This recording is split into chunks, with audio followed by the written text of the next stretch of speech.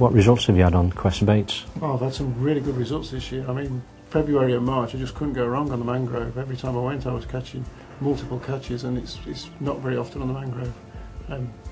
Wonderful results. And I've only had 2 nights since the season started because I've moved house, and I knocked to 30 hours on one night, and I was only there a few hours, you know. So you've had quite a few fish this year. I've been doing very well. How about you, Paul?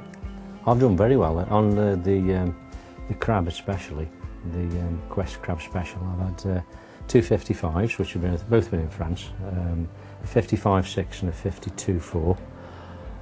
And on the mangrove, I've had a lot of good size upper 20s, including at least 7 decent 30s up to 35.5 pounds.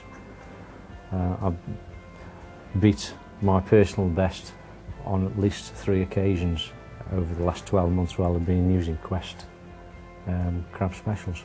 So you'd recommend them to anybody, would you? Yes, I would, yes. Fish them with confidence? I'd fish anywhere with them in confidence. I had a few out of early season on fruity trifle, and I didn't swap till the crab until the water got warmer, because I don't think fish meals are very good in the winter, do you, Paul? With the fish meals, they don't seem to attract the carp as easily in the winter. Do you think that's something to do with the oil content? The oil content is very good in the crab specials because of the fact that it doesn't attract the smell of the bottom, whereas your other type of baits, your bird seeds and your soya type baits, will take on the smell of the silt, etc. on the bottom of the lake in the warm weathers.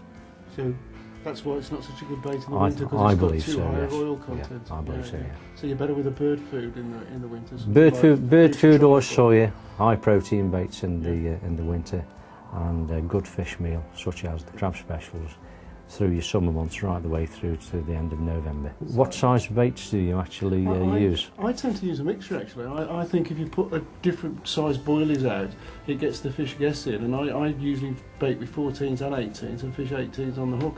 So I think it keeps them sort of on, you know, stops them getting used to picking up one size of bait all the time. But you don't do that, do you? No, myself, I generally used either 18s, 20s or 22 mils, and I do seem to get the better fish on them.